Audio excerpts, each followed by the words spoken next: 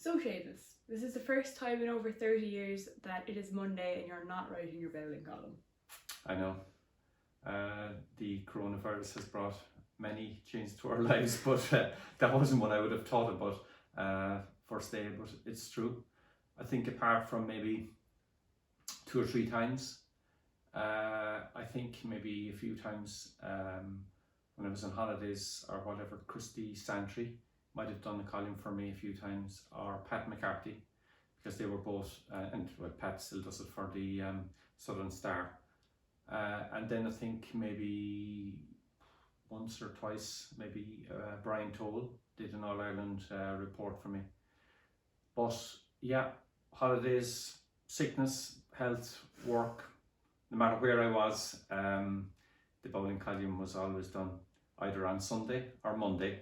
Sunday if I was planning something, yeah, but so I always associate Monday with doing the bowling column, even bank holidays, or whatever day, so it's a bit strange. Yeah. And do you remember your first column?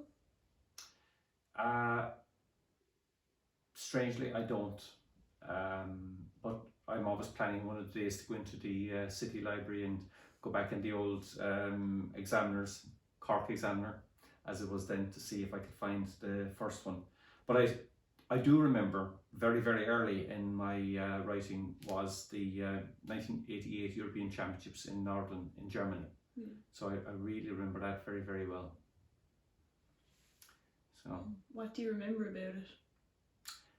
Well, I suppose the whole thing of going there and being in that part of Germany as well, because I hadn't been there before.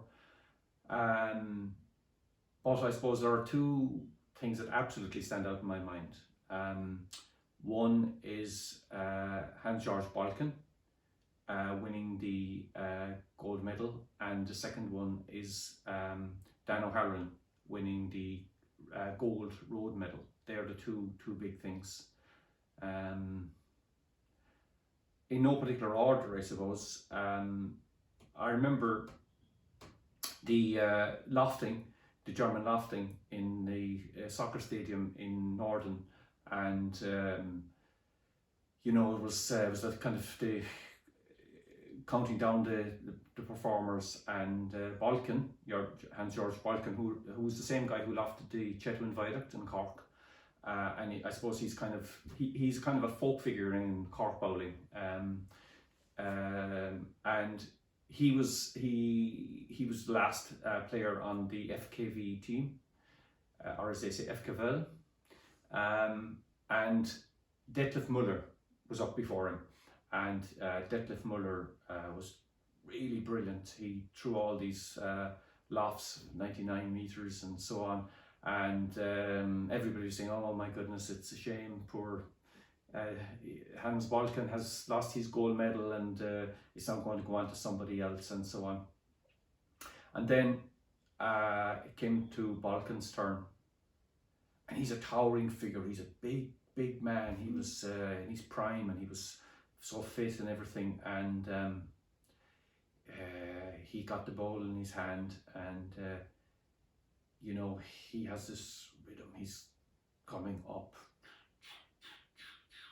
along the carpet, then up along, and then onto the ramp, and he lofted the ball way into the air, and 102.4 meters, the whole length of the soccer pitch virtually, and the place erupted. It was at the time, it was a new European record, but my God, like, this was really like one of the great sporting moments of my life to see that. And he followed up with 2 more lofts, I think 99 and 98, and he was he was the European champion again. But it was just, the excitement of it was just so incredible, and you know, like, that to me was like one of the great sporting moments. And I think the thing about Dan O'Halloran winning the road gold medal, well, you know, first of all, what we didn't realise then was that nobody would win it again for 20 years from Ireland. So Dan won the gold medal, and I remember we were coming back into Cork Airport, and all the Irish team were there, and they had our medals and cups and so on and so forth. And the plane landed in Cork, and we looked out the window and there were hundreds of people there.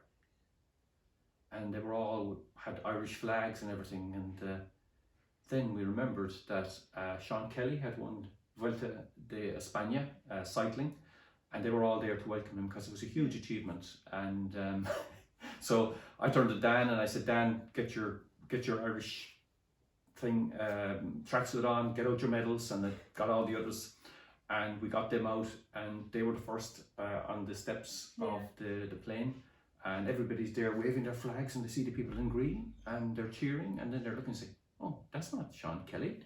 And but it was great because we sort of stole the moment. And when we arrived into the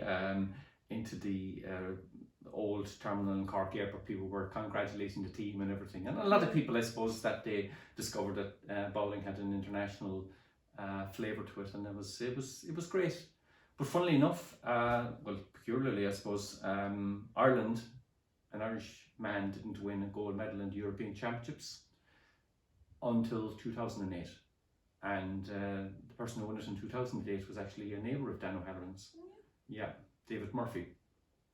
I'm not even sure if David Murphy was born in 1988. Well, he probably was, but he would have been only a very young child then. So, yeah, and nobody else has won a gold medal for Ireland except David Murphy since.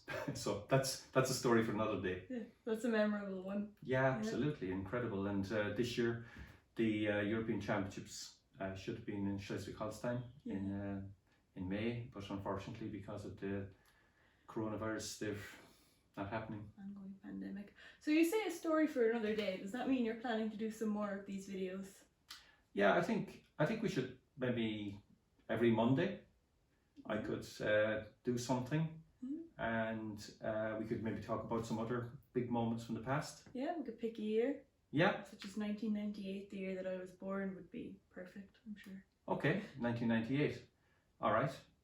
So next Monday, I'll think about 1998 and I'll see what is my outstanding memory from 1998. And yeah, it'll be good exercise because sometimes you just go back and you remember some great occasions and great moments in bowling that some people might be interested in recalling. And of course, this was a long time before you were born in 1988. But it's nice to share the idea. Well, Seamus, thank you for joining us here in our sitting room.